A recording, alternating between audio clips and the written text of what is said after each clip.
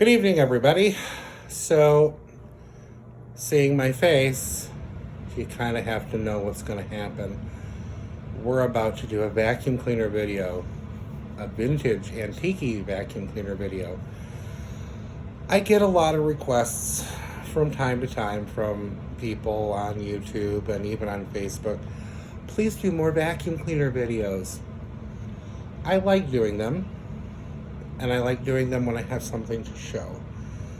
Lots of my collection that I still have today are machines that I've either already done or they're machines that really aren't interesting or they've been done.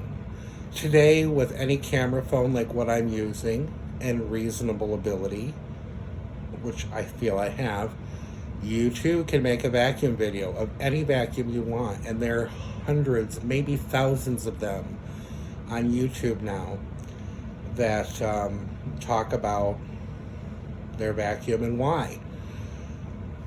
Today's machine, though, is a bit near and dear to me.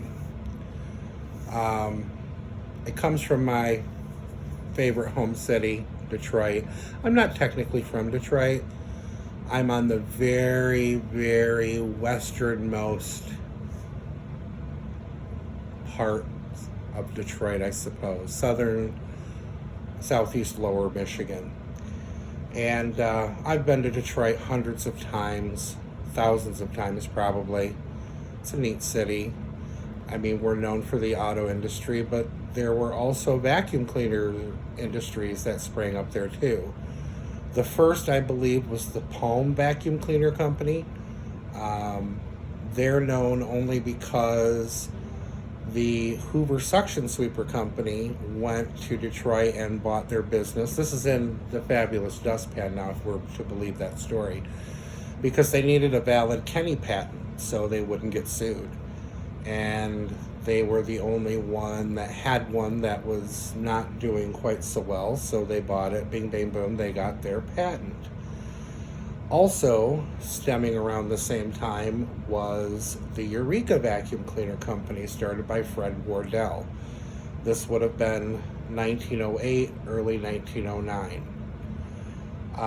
Eureka has always been known as the company that was on the heels of Hoover, almost from the beginning. They put out a premier straight suction vacuum cleaner. They made it very well. They had a great sales staff that sold a lot of them. And Eureka was one of the few companies that really threw the snowballs at Hoover. Because of the beater bar brush. Eureka said in many of their ads, gets the dirt but not the carpet. Because every other vacuum company thought it would be cool to kick snow and dirt and so forth at the Hoover company because they had a really good vacuum cleaner.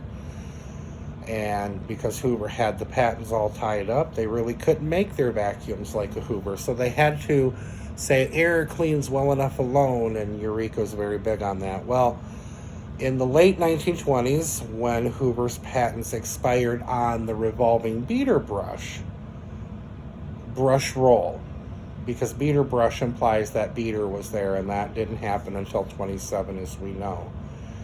So as soon as that happened, as soon as the patents expired, most of the other companies rushed willy-nilly, if they hadn't already, to bring out the beater bar brush or the brush roller, motor-driven brush roller cleaners of their kind.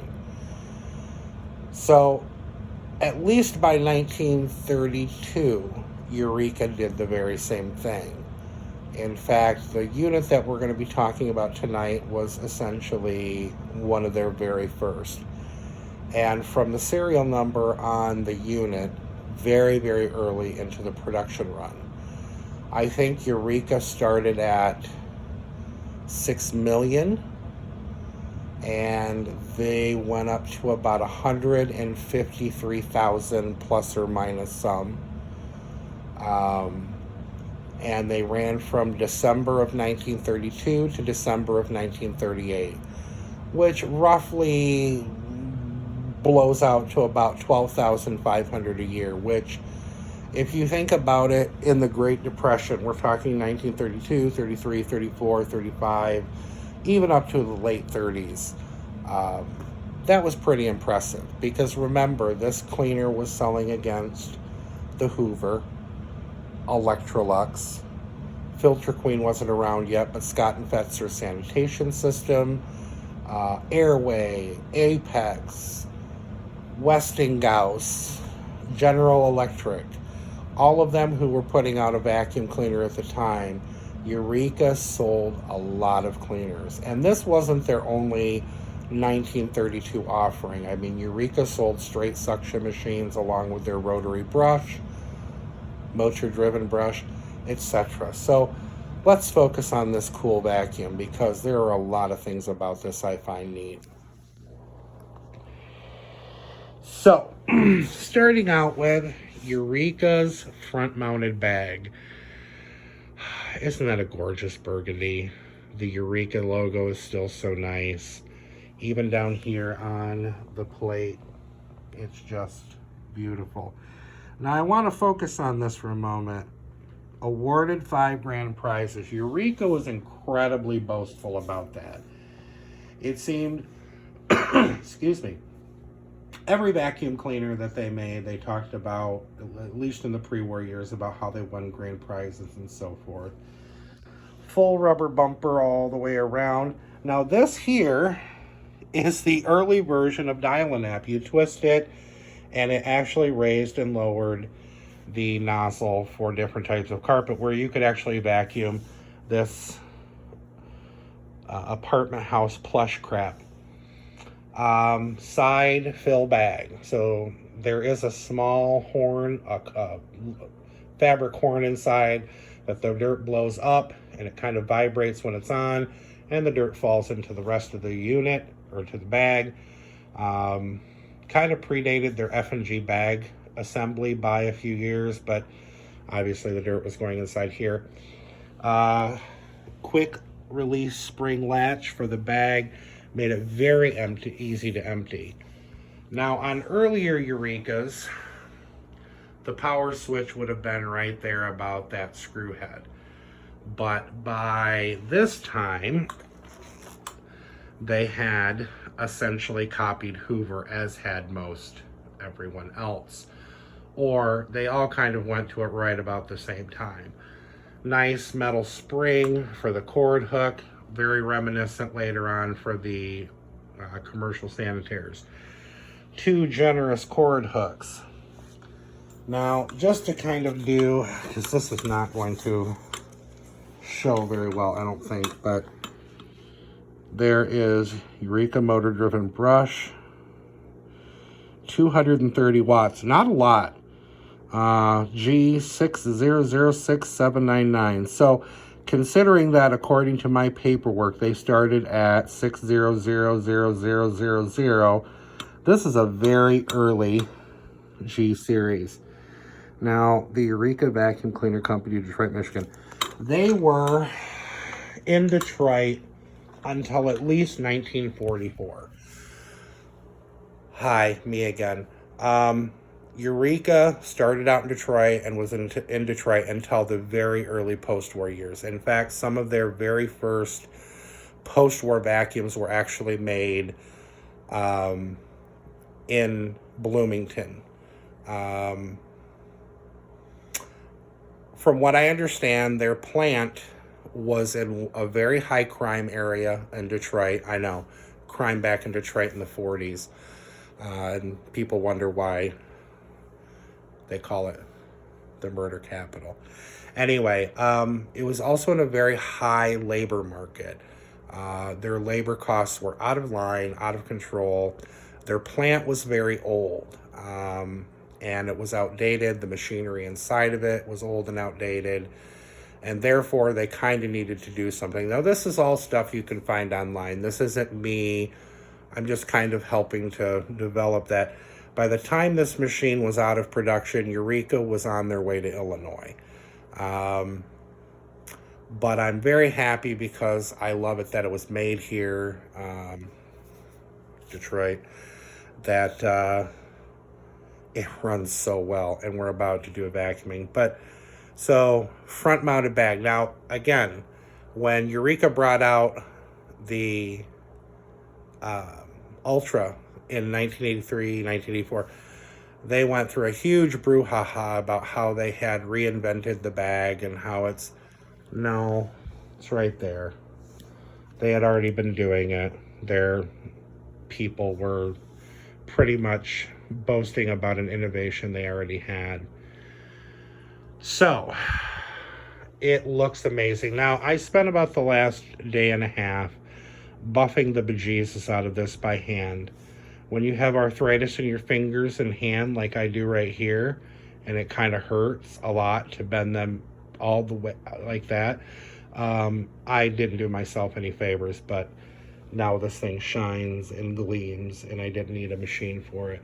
I tenderly hand washed the bag, and everything was wired pretty much from the machine out. Now, I did use the original connectors because they were great, but all this cording here is actually a gray, dark gray, looks like to me, but replacement cord that is a 3-wire off of an old commercial, because it's the same rough thickness, but it's much safer, and I don't have to worry about it electrocuting me into the 2040s. So now at 11 minutes of yammering, and I do apologize, guys, I just like to talk about this stuff when I get excited about it.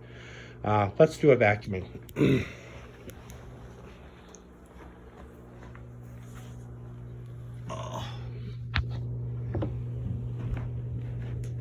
So, now Eureka did not have a height or a handle release. Just kind of put your foot on the front, pop it back.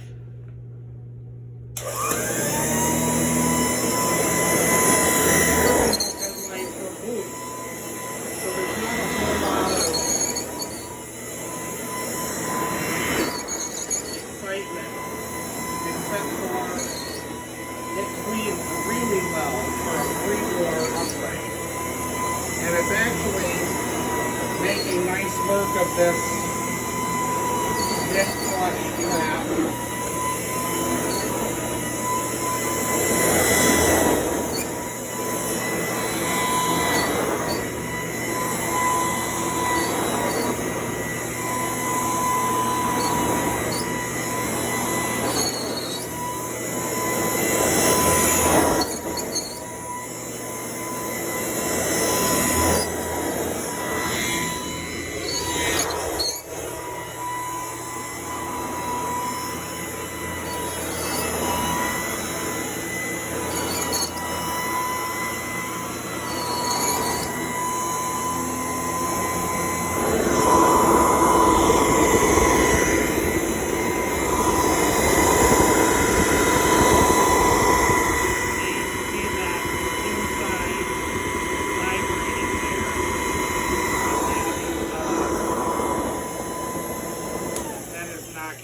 Actually back into the air more than it is into the inside of the bag, but you get the picture. That's a pretty cool vacuum. And because, again, not too many pre-war Eurekas are around, and I'm not sure why. As I was taking this apart and cleaning it and making it pretty again, making it my collector piece, it's incredibly well made. In as much as well as Hoover or anyone else at that point. My thinking is that unlike Hoover, that made pieces and repair parts for their vacuums up until, I don't know, 20, 30 years ago, for pretty much any of their old machines except for their super, super old stuff, Eureka did not do that.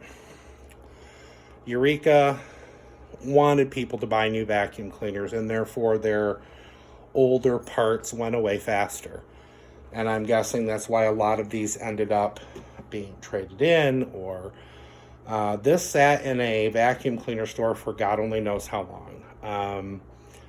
I only learned it 4 days ago, maybe 5. that a vacuum store north of Detroit was closing, had been in business for a long time, was a big Hoover dealer, but he had a whole bunch of old machines. And I did not want them. I've been thinning out my own herd and keeping the precious ones, the ones I really like, and divesting myself of the rest to close friends who are worthy. Anyway, this is one I definitely wanted. I have been looking for a pre-war Eureka, a beater brush pre-war Eureka for 25, 30 years. And, you know, considering I'm only 44, that's a long-ass time. But now I've got one. And I wanted to share it with you guys. So thanks a lot for watching with me today. I'm sorry that my video kind of meandered, but you're used to it by now. So anyway, everybody, thanks again for watching.